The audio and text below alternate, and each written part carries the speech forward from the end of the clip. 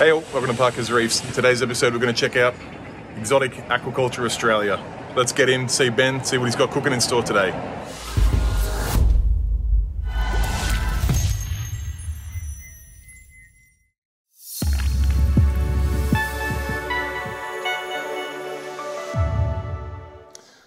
Alright, thank you for joining me on another episode of Parker's Reefs, and yes, as mentioned in the intro, today we are visiting Ben at Exotic Aquaculture Australia. Now, Ben's been kind enough to take some time out of his day to let us mic him up so he can take us on a guided tour of all of his incredible systems in store. Now, Ben gets a lot of his corals from Nick at Ultra Coral Australia, and let me just pre-warn you guys, they know how to get some really tasty stock. So apart from the coral tanks, there's also some incredible display tanks there. There's no shortage of eye candy to come up in this video. So let's roll the footage, get yourself buckled in for a great tour of Exotic Aquaculture Australia. All right, here we are, Exotic Aquaculture Australia, and I'm here with Ben. He's gonna take us through everything in store at the moment and give us a guided tour of this incredible store. So get yourself a seat and a drink and prepare to take in the beauty of the incredible stock he's got in at the moment. So we might head on over and meet the man himself. Everyone, this is Ben. He's going to take us through everything in store. Take us through it, man. Where should we start? Okay, so we've got coral bays over there. Plenty of bays of various different species and ranges. So your colourful low light stuff like scullies, button scullies, acans, wilsoni, Rosalia, Trachyphilia, Echinata, Trachyes, Bowbankies, a couple of new pipe organs, Blusto, and then some various frags which are just put aside for website uploads. Nice, nice. You mentioned website uploads, so people that can't get in store can check out what you have online? Yeah, we're due for a refresher. There's not much up there at the moment, and some of it's probably not actually available. I need to clean it all up. But we'll see if we can do some sort of Black Friday sale maybe soon. Sure, sounds great. Mushies and morphs and reductus. There's a few ricks in there, some cheap green ricks. You want ricks but don't want to pay $300. There's a couple of $35 ones. Yeah. Some $60 ones, and then you've got your $450. Yeah, this piece here is absolutely crackerjack. Yeah. It's very nice. A couple of red fungus, you don't see those very often. Absolutely. Stunning. And then we've got a really nice range of fungus, some oranges and blues and, purple yellows. Gorgeous, gorgeous. Golds.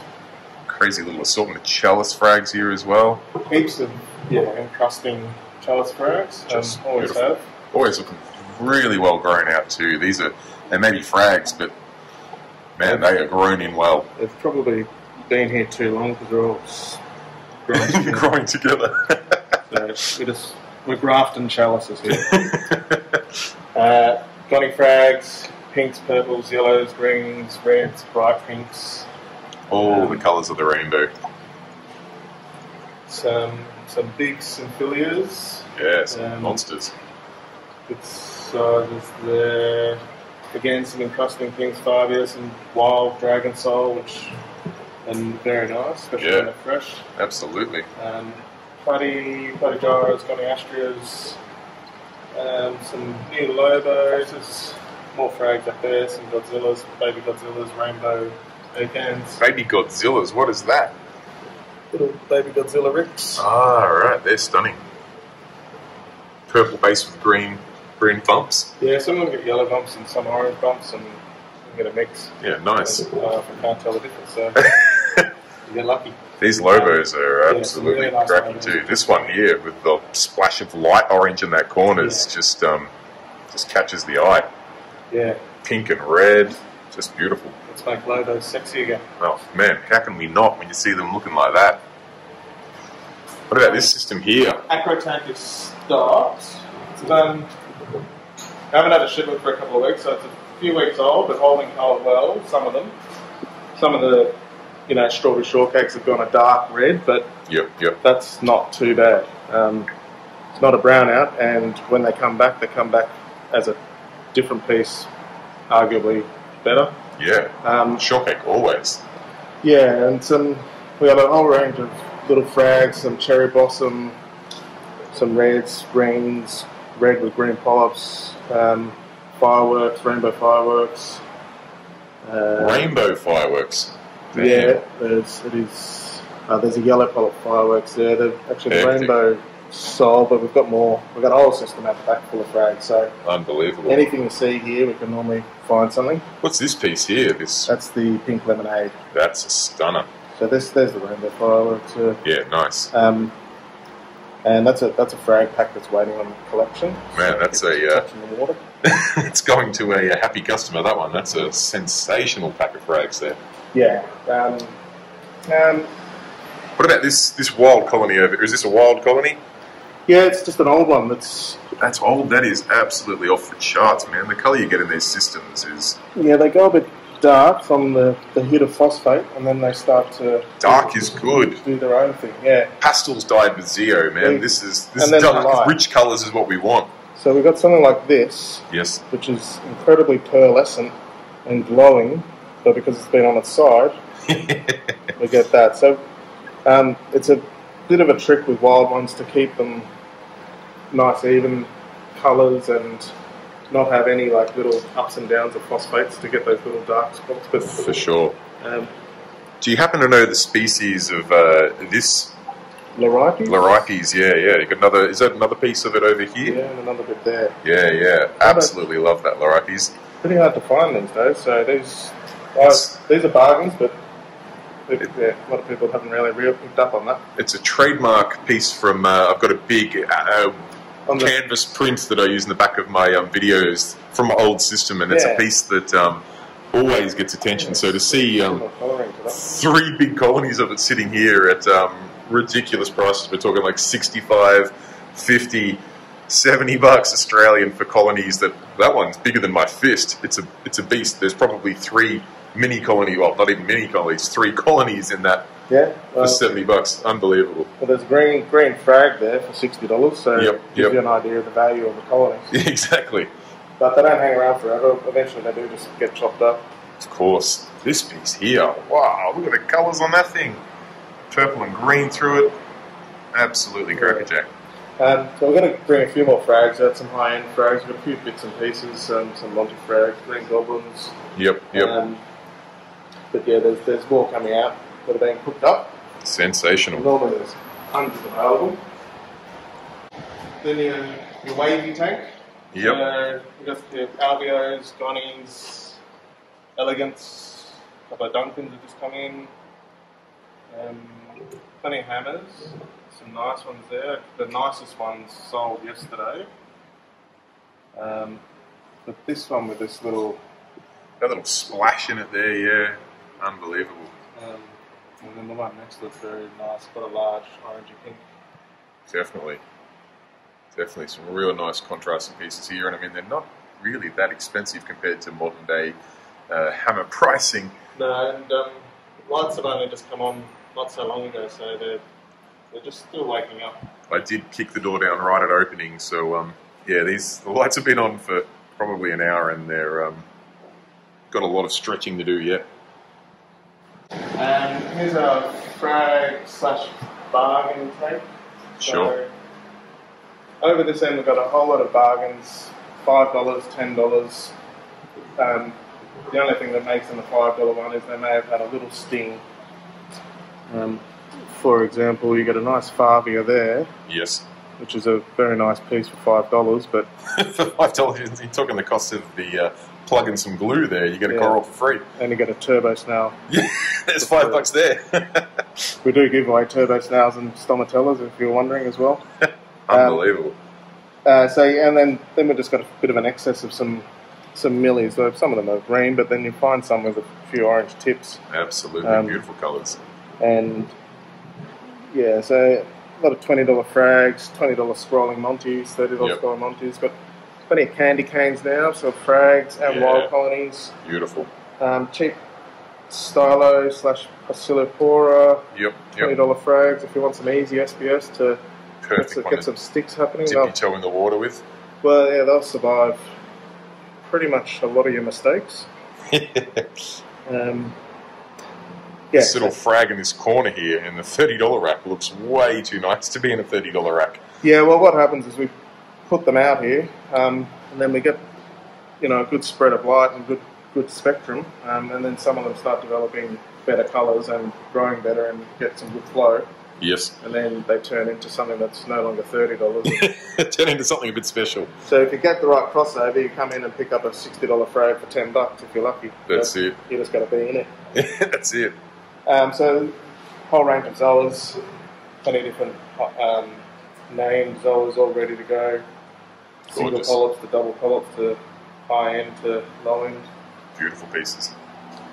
And then tell us about this shy little retreating display tank over here. Well, this is the SPS Display. What an absolute ripper. 14 months old. 14 months. So August last year. This is absolutely ridiculous. Look at the growth and colour in there. Getting up to 15 months. So it's it's really settled down and matured now. I'll probably give it about 10 minutes maintenance each week. Wow. Just cleaning the glass, but the nutrients are stable. So the biofilter's really just settled down and keeps my phosphate around 0.04 and nitrate around 5, just steadily. And there's about 40 fish, 35 fish in there. Yeah, amazing. Get fed well, the corals get fed well, but I don't know, ups and downs in nutrients. Yep. The big three are controlled by the apex and the trident. Sure. Calcium reactor keeps that steadily dosed, so Yep. that's a big plus. The trident, calcium reactor I think is a plus. Yep. Maintaining three major macro elements at a steady flow throughout the day. Yes. And the trident telling that calcium reactor when to back off and when to increase. Yep. Match made in heaven. Yeah, I sort of, I might get a swing of 0.1, 0.15 DKH. Oh, it's absolutely nothing. Throughout the middle of the night or during the middle of the day when growth explodes. But the thing is, all the other parameters are swinging just as small. Yes. Together. Yep. And so, yeah. So you don't have the troubles of a singular dosing blocking or outrunning and putting everything out of whack. No, I don't like dosing pumps. I rarely use them because either I run out or I don't check them enough and they get blocked, and I don't like testing. So Yep. I find out to test with the calcium reactor, you just check the pH and you should know that the rest of them are going to be the same or even. But it's a simple system. It runs a good quality thick cove skimmer. Yes. And runs a lot of glass noodles, which have a huge surface area. So there's plenty of bacteria. Yes. And plenty of light and plenty of flow. Yeah. Flow's always a bit of an issue because of the insular tank, and I want to keep all the machines down the end. Yes. Yeah, you don't want to have pumps hanging off the end here or anything like that. So some of the areas down here probably aren't getting the right flow without, removing all the sand from here. Yep. So there are, if you look close up, there are some individual issues. There's a current issue with some of the acros developing some sort of darkening of calcium sort of build-ups throughout the core around the bases. Sure. It's almost like it's growing calcium without zooxanthellae, and I don't know what it is. There was nothing major in the last ICP test, and if that problem did exist, it's got worse. So waiting on that. It could just be either a lack of strontium or something, which calcium reactors aren't good at replacing. Yes. And iodine. Or the reaction to having both strontium and iodine, which is me dosing, and maybe it's going a bit hard. So we'll have a look at that on the next test. It's always something to keep you guessing, particularly with an SPS system. Yeah, well, it could be a lot worse. Yeah, I wouldn't be tearing it down saying what a waste of time this tank was. No, I don't panic because I think the reaction to problems is often more damaging than the problem itself. Always see people overreact to a problem that was probably going to run its course or was just something not so drastic, and tearing the system down or changing 40 things at once is always going to cause more issues than... You see tanks that see one of their acros has flatworm and the whole tank gets shut down, whereas if they just removed that acro and checked around the base, you probably would save the whole tank. Save the rest, yeah. Now, you mentioned it runs a lot of flow and a lot of light. I can see, we've got 2 radians, some Orthec bars and some T5s. Yep. Yeah, it's a fair bit of light over. This is a 6 foot, 5 foot. Yep, yeah, peninsula. Yep, yep. 6026, which Yep. is 5 foot. Beautiful. Figure that. That makes sense somewhere. And then you've got a couple of huge max spec gyres up the end there. Yeah, so that controls the main flow. There's a big J bow on this side. Yep.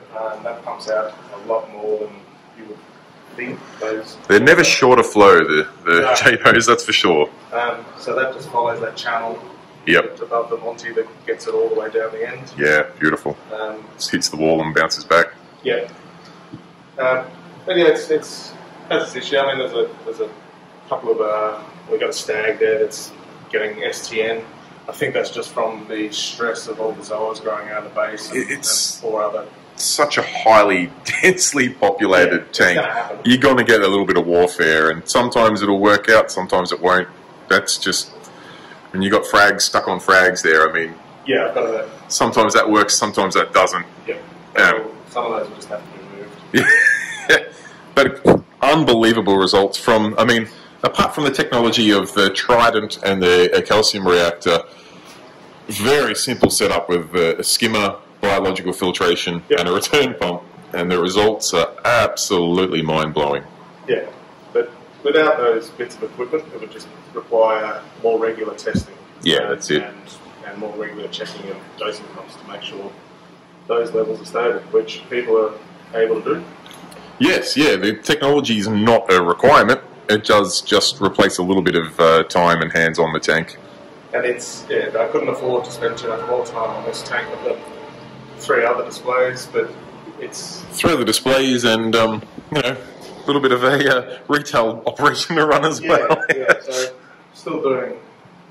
It's probably eased off now, but, you know, when you're doing 70 plus hours a week, a few hours extra on maintaining displays is just, you just have to do it. Pretty hard work for sure. Now, you mentioned 3 other displays. Run us through them. Check out. So a little shallow mangrove reef paludarium that's sort of just woken up, so corners are a bit flat. But we've got a few mangroves there. One of them's not so well. The air plants probably need replacing. The experiment with them probably, I don't think they particularly like too much salt water, or they need a daily spray, which wasn't getting done. It's not going to happen, fair enough. But that's the concept that I like. There's a breeding pair of bang-eye cardinals in there, which have just gone round the back. They've gone for a hide with the camera, as you do. And they live happily with the scorpion leaf fish here. Yeah, I would have thought the leaf would have had a little bit of a munch of them, but I guess they're just big enough to stay out of his mouth. Yeah, and he sort of knows which ones are the food, which is the food now. He knows what he's getting fed. This is absolutely gorgeous tank. I love the lighting approach to it too. You've got the new piche, is it? Yep. LED up here on a bit of an angle, and then a little spotlight up here. Just lighting it up. Super simple tank, but works a treat. And is this running? Like, what filtration is this running? So we use the glass sintered noodles again. Yep. I've made a little basket. Okay. Sintered noodles and put a return pump in the middle of the basket. So I've created a weir. Yes. And the return pump basically sucks water through that wall and pumps it back. Pumps it back out, which gives you filtration and a bit of flow. Yeah, and that's all it runs. So it's an in-tank sump. Yep, yep. So as long as you've got the bacteria in there and you've got water moving through the whole system, then that's all you need. Unbelievable. Such a simple setup with such incredible results. Can't imagine many people out there would not love to have something like this on a shelf or a table at home somewhere, particularly when you've got a little leaf scorpion in there just manning the system, ensuring no hands go in there. And the other displays are a little softy tank. Yeah, this thing's full of colour. That's been there since the start of the shop, really. It's just as simple as it gets. Again, glass into the noodles, little cartridge down the back. Yep. Skimmer is not actually even on. So there's a bit of I think there's an air stone underneath there just to get some more oxygen in there because of the lack of the skimmer. Sure. Little wave maker at the back that just runs around the back corner. Yep. Too powerful for that tank, but softies are happy. They get enough light. Viper Spectra covers that, so if you need a small nano tank, it would even do probably a 2x2. But for $200, those lights, you definitely can't go wrong with those if you want to start reefing. Absolutely. What is $600 of lights? And if yeah, exactly, you're looking to get into the hobby now. I believe we were talking before about the concepts behind your display tanks, and this one was basically set up to be the entry point, the simple, the low price point to show what is possible. And I mean, I can't imagine anyone out there thinking that that is not an absolutely stunning tank. And as an entry point, obviously some slightly more forgiving corals that don't require some sort of crazy spectrum or par. But man, the colour in there is off the charts, and some really cool little characters in there too. I believe there is another fish that's hiding a little bit in there. Yeah, there's a frogfish in there, which is sometimes impossible to find. It's 45 cube, and he's about the size of your palm, but you still can't find him. It's pretty good at hiding. But he has a little dangler that he sort of uses to lure fish in. Sure.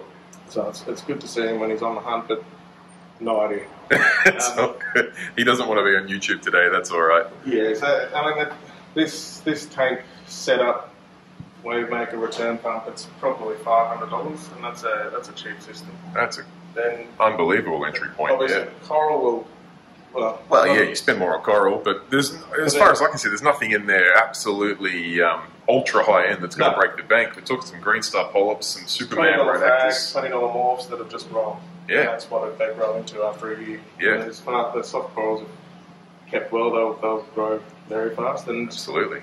And that couldn't tell you the parameters on that. I haven't tested it for 6 months, but every time we do a sort of major maintenance around the shop, we might do 40 litres, and that should replace the elements for soft corals. Absolutely, simple to keep, low price point, full of life tank. Yep. And then you've got something in between the two over here. Yeah, so we've got our $10,000 system, our $500 system, then our mangrove system, which is it's kind of a niche system, I guess, the mangrove one. Yeah, yep. And then your maybe $3,000 system. Sure. Depending on what sort of lighting and equipment you went for. Yep, yep. But we had LPS in the big tank and wanted to make that more SPS and get one that was LPS focused. Sure. So it was a normal size K. We went down to the Frag shallow tank, sort of blocking off the counter a bit. Yeah, fair call too. So it's probably, it looks better when it's a top-down situation. Looks pretty good from the sides and the front too, but yeah. Again, it's a densely packed tank, so we've got a couple of forest fire anemones which have now got too close to the gonnies there, so the gonnies aren't happy. Yep, yep. So we'll either remove those or remove the gonnies. But stormtroopers look pretty happy though. Yeah. They're enjoying it. These were kept because of the guy with the smiley face. Yep, I see on the side there. Yeah, he's got a smiley face on the side of his body. Sometimes you get attached to your animals in the shop. Awesome assortment of rigs and scollies in there. Absolutely mind-blowing hammers. Great chalice up the back there. Look at these hammers from the top. I just like the idea of the reef to terrestrial sort of connection. Absolutely. Nice. Gorgeous. Now, it's not just display tanks and some crazy nice corals. You've got some dry goods, you've got some fish. You've got the stocks pretty well shelved. Shelves pretty well stocked at the moment. No, we're starting to build up stock. It takes a while in a new business to course. Get funds to actually fill the shelves. Absolutely. Start off with nothing, so slowly building up. And so we've got skimmers, reactors, calcium lights, full stock of Ecotech now. Yeah. Even battery backups and Versa pumps. Yep. Super rare stuff to get hold of, those Versa pumps. Yep. All the supplements, most of the stuff that we sell is the stuff we use. So we use the Fusion 1 and 2 on the home tanks. We use Coral Essentials on this tank. Yep. Calcium Reactor Mini on that tank. Yep. Fauna Marine additives and supplements we use everywhere. Yep. Coral Essentials, black labels and vitamins and so on. For sure. Dr. Tim's are the range of bacteria there. The blue life equipment and medications, all your medications there, phosphate removal, sands. Yep. Got it all. Yeah, pretty much everything you need. The whole Neptune Apex shelf over in the corner you've been seeing. Yeah, you could carry a great range of Neptune parts on the shelf here ready to go. And a couple of the previously known as unicorns. You've got two of them sitting on the shelf there ready to go, and some DOS. And so we can, except for the power board, we can set you up with the exact system that we use on this tank, which is the idea. We promote what we preach, and we try to encourage it. Yep. If it works and it's low maintenance, then we try to pass that on and see if you can do it and get the same results. So I've set up 2 complete systems in the exact same manner as this system. Yep. And then that are flying along now. So following the same equipment. So we've got to have the same calcium reactive skimmers and monitoring equipment, and we can get it done. Absolutely. Sensational. And yeah, fish, we've never had a huge range of fish. We've always got the main ones and then a few unique ones. So normally plenty of clowns and wrasses and tangs. Yes. We've just got a shipment in now this morning. So yeah, I've interrupted your unboxing of new fish, but good to see great assortment of fish in, including some aquacultured or acclimated is probably the better word I should say, acclimated mollies in, I believe, there to feed your frog over there. Yep. We could do one now, but it's probably a bit morbid for some people. It's all good. I'm sure people can understand what happens with a predator fish and a sacrificial fish, but they will go into frozen. It just takes time for them to be convinced. Yeah, yeah. But yeah, we've got a big purple tank, which quite cheap. We're doing them for $250 each. Oh wow, that is cheap. Big, healthy looking specimens. Tanks need big fish. We've also got some new yellow eye, actually yellow eye Indian crystal tooth, not yellow eye coal tanks, but they look very much the same. Yep. A couple of big ones of those come in, and so people with big tanks, we can help you out. Sort you out for sure. Nano tanks, we've got plenty of aquaculture clowns as well. Yep. No designer clowns, we haven't been breeding since we opened the shop, but they've just set up the breeding racks now, so we'll hopefully start getting back into that. Yeah, exciting stuff. Yeah, and then that's about it. It's a small shop, so it's not a big tour, but there's plenty to see. There's plenty to see here, man. It might not be huge in square footage, but there is no short of candy, both to just look at it, admire, and get a concept of the process and the system, but then also to come in and cherry pick out some of the nicest corals you're going to see anywhere. Sensational. Thank you so much for the tour. I really appreciate it, Ben, and good to see you. I'll let you get back to your day, and thank you so much again. Welcome. Alright guys, there you have it. That is the Exotic Aquaculture Australia. A huge shout out to Ben for taking the time to give us that guided tour. I know it definitely makes the content a lot richer, so don't be afraid to give him a thumbs up and also leave a comment down below to let him know how much you appreciated the tour. And also, if you've got any questions, comments, feedback for the team at Exotic Aquaculture Australia, feel free to leave them in the comment section below, or of course for myself, I do personally reply to each and every comment there. Other than that guys, till next time, stay safe, keep reefing. Cheers, bye.